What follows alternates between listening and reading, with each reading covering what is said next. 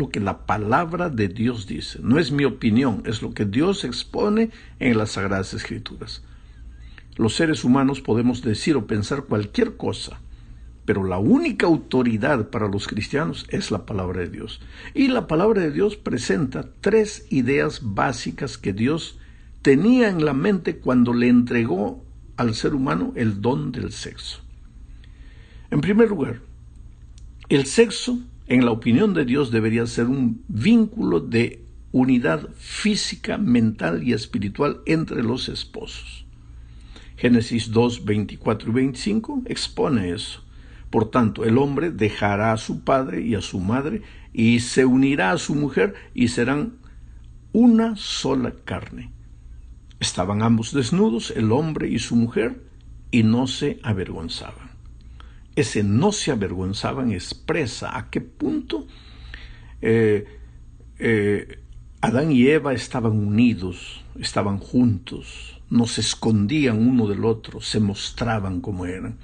Aquí había autenticidad, aquí había genuinidad, aquí había limpieza, claridad, no había nada en la penumbra, nada en la oscuridad.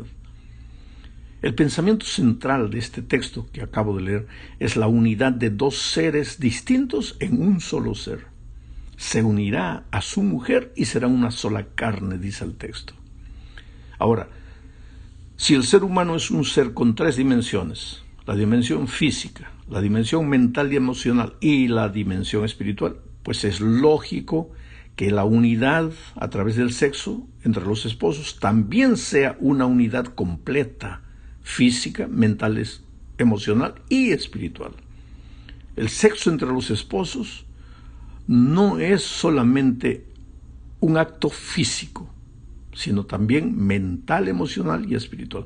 Esta es la diferencia entre el sexo animal y el sexo humano.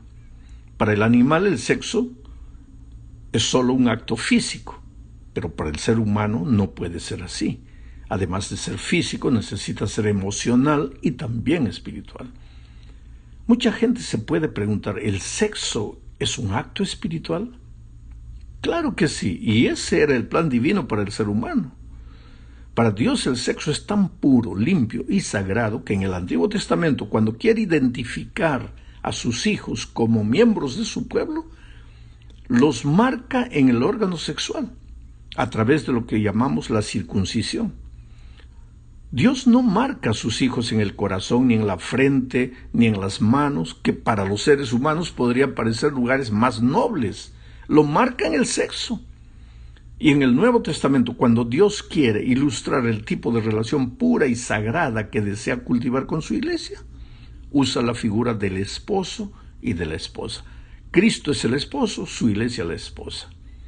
Efesios 5, 24 al 26 dice, así que como la iglesia está sujeta a Cristo, de igual manera las esposas lo estén a sus esposos en todo. Esposos, amen a sus esposas, así como también Cristo amó a la iglesia y se entregó a sí mismo por ella, a fin de santificarla, habiéndola purificado en el lavamiento del agua con la palabra. ¿Te das cuenta? Esa es la idea que Dios tiene del sexo.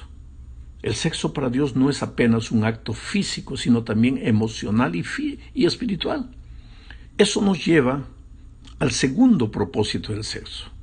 El sexo también le fue dado al ser humano para la perpetuidad de la especie. Génesis 1, 22 dice, y los bendijo Dios diciendo, sean fecundos y multiplíquense, llenen las aguas de los mares y multiplíquense las aves en la tierra.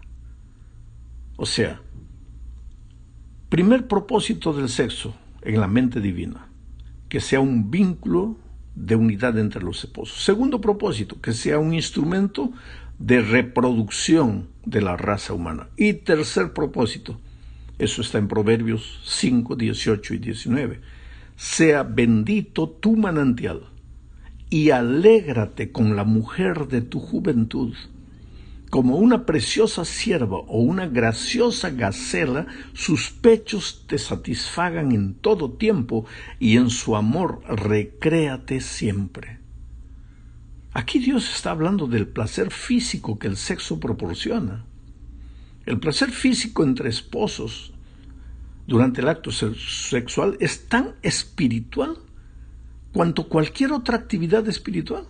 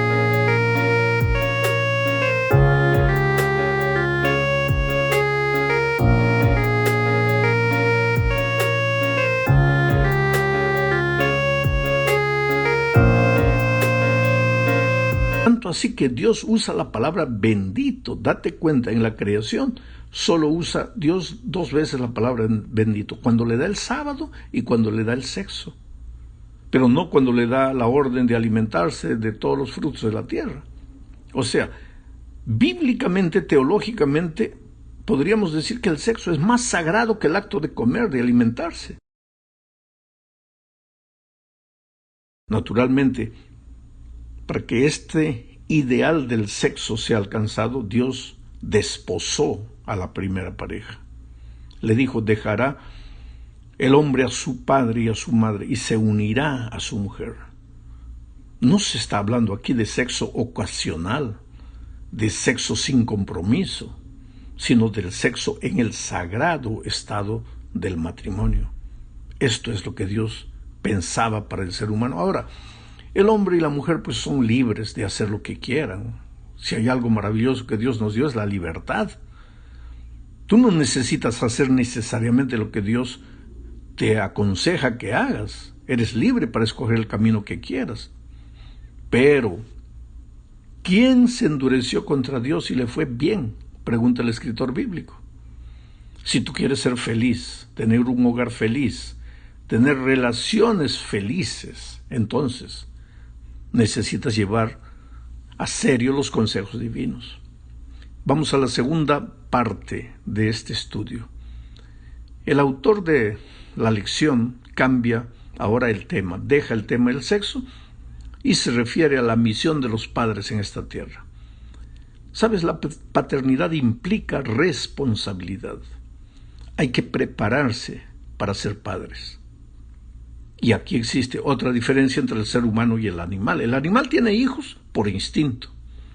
El ser humano debe prepararse para la paternidad porque traemos a este mundo hijos para vida o para muerte. Proverbios 14:26 dice: en el temor del Señor está la confianza del hombre fuerte, y para sus hijos habrá un refugio. Piensa en las palabras: en el temor del Señor, después el hombre fuerte y después el refugio para los hijos. Me gusta la expresión hombre fuerte. Todos queremos ser seres humanos fuertes, pero eso va a depender de en quién depositamos nuestra confianza. Si el temor de Dios está en nuestro corazón, entonces seremos hombres y mujeres fuertes. Y nuestros hijos encontrarán refugio en nuestros brazos, así como nosotros encontramos refugio en los brazos de Dios. La palabra que debe hacernos pensar aquí es refugio. ¿Cómo necesitan hoy nuestros hijos del refugio? Afuera hay maldad, violencia, mentira, hipocresía, deshonestidad. Y yo pregunto, ¿y adentro, en nuestro hogar? Esa es la pregunta que necesita ser respondida. Sabes que los padres tenemos el deber de proyectar sobre nuestros hijos la imagen correcta del Padre Celestial. Porque si les enseñamos a nuestros niños que Dios es nuestro Padre que está en los cielos, El niño va a tener la idea de Dios de acuerdo a la idea de padre que tú le proyectas, porque él te llama a ti papá, tú eres su padre. Ahora, ¿qué tipo de padre eres tú para tu hijo? Aquel padre radical, intransigente, castigador, sin misericordia, aquel padre orgulloso, terco, que no da el brazo a torcer, que no cambia de opinión. Esa es la imagen de papá que tú le proyectas a tus hijos. Pues cuando ellos crezcan van a pensar que Dios es así, intransigente, duro, radical, que no perdona, que castiga. Por otro lado, si tú eres un padre indulgente, negligente, un padre que no establece reglas para sus hijos, que todo lo que ellos hacen está bien, no sabes decir no, no sabes decir sí en el momento correcto. Tus hijos crecen, pues van a pensar que Dios es así, que Dios nos dio libertad y nos ama y podemos hacer lo que queremos, que para Él todo está bien. Solo que la vida se va a encargar de enseñarle a golpes que esta vida tiene reglas, que en el tránsito hay luz roja y hay que parar de vez en cuando. Entonces nosotros como padres tenemos la responsabilidad de proyectar a nuestros hijos la imagen correcta de Dios. Vamos ahora a la tercera parte. Seguiremos hablando aquí de la responsabilidad de los padres, pero esta vez el autor se detiene a hablar de la disciplina. ¿Sabes? La disciplina es un factor importante en la formación de los hijos. Proverbios 23, 13 y 14 dice: no rehúses corregir al muchacho. Si lo castigas con vara, no morirá. Tú lo castigarás con vara y librarás su alma del Seol. El Seol es el sepulcro, la muerte. Sabes que este es un asunto muy delicado y muy discutido hoy. ¿El castigo es disciplina? Voy a hacer la pregunta de otra manera. ¿La disciplina implica castigo? Este es un asunto, vuelvo a repetir, muy delicado. Evidentemente, el lenguaje bíblico de aquellos tiempos es uno. Lo que Salomón está diciendo es: corrige a tu hijo. Tienes que saber cuándo decirle sí, cuándo decirle no. Ahora, la sierva del Señor tiene un consejo que me ayuda. Dice que el niño debe aprender a obedecer antes que a raciocinar. ¿A qué edad ya comienza a raciocinar? A los 3 años, tal vez. Pues hasta ahí el niño ya...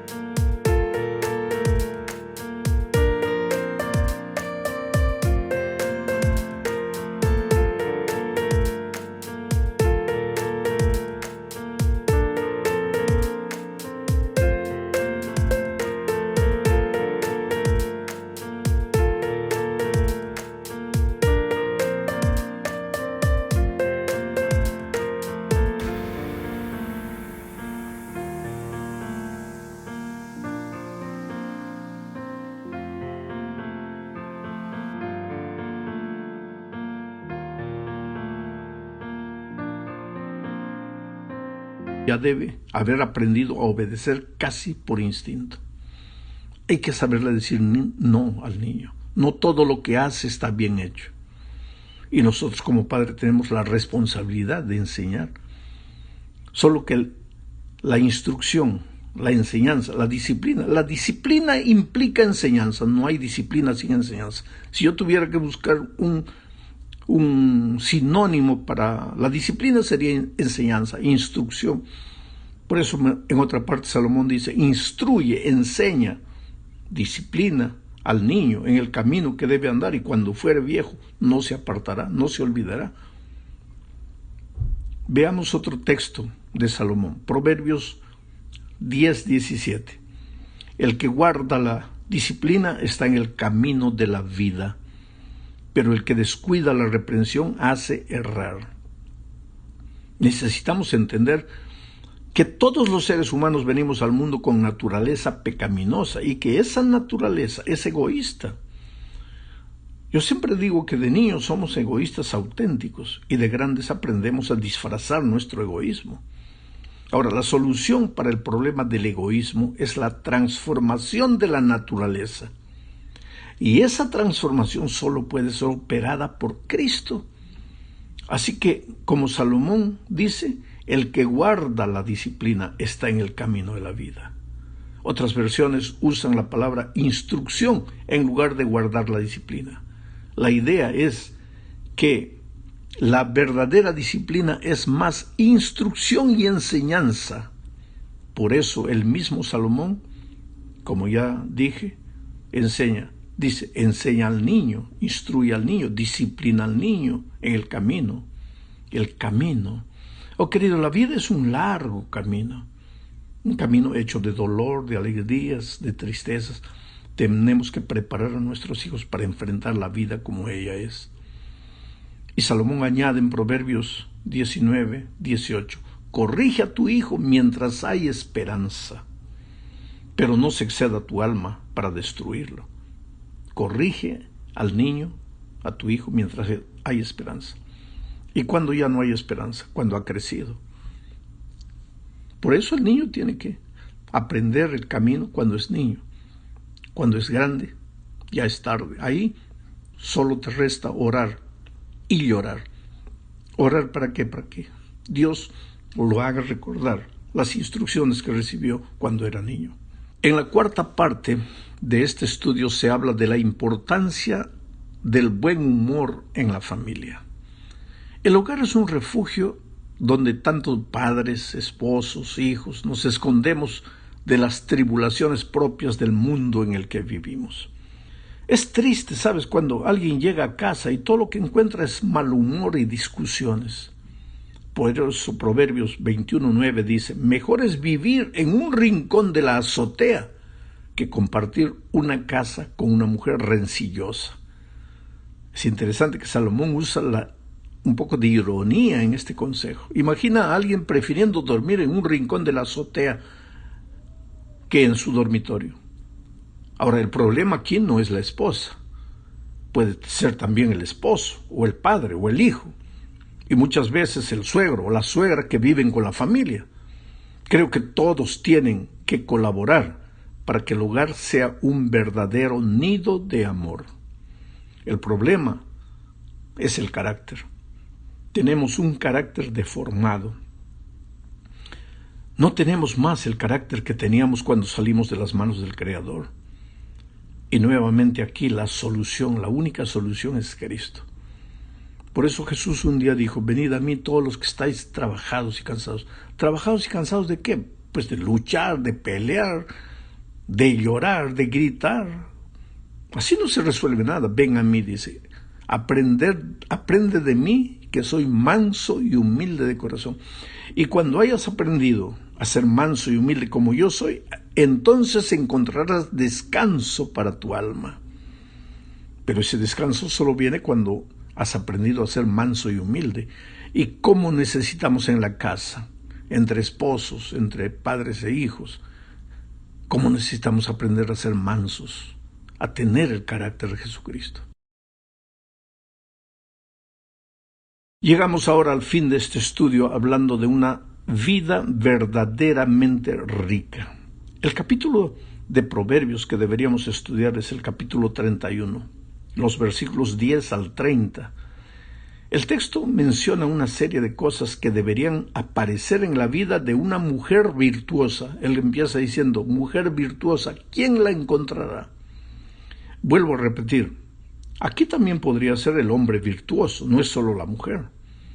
No voy a entrar en detalles, los detalles que menciona Salomón en esos versículos, son muchos versículos.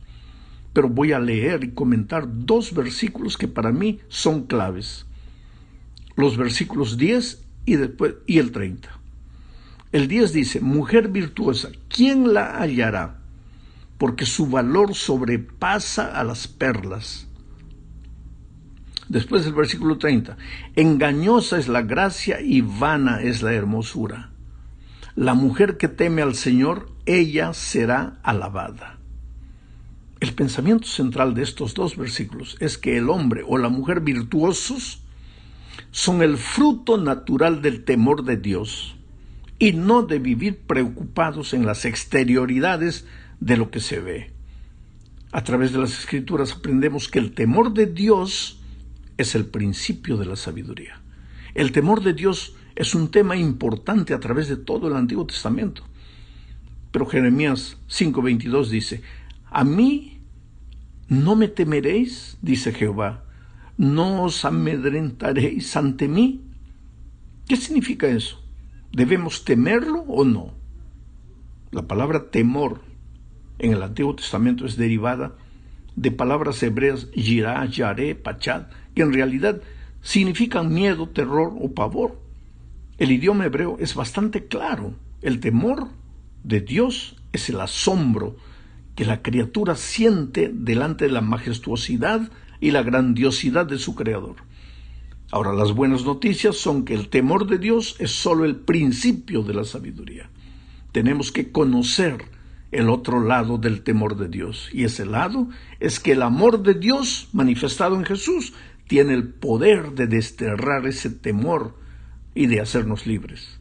En el amor no hay temor, sino que el perfecto amor echa fuera el temor, porque el temor lleva en sí castigo, de donde el que teme no ha sido perfeccionado en el amor, dice 1 Juan 4:18.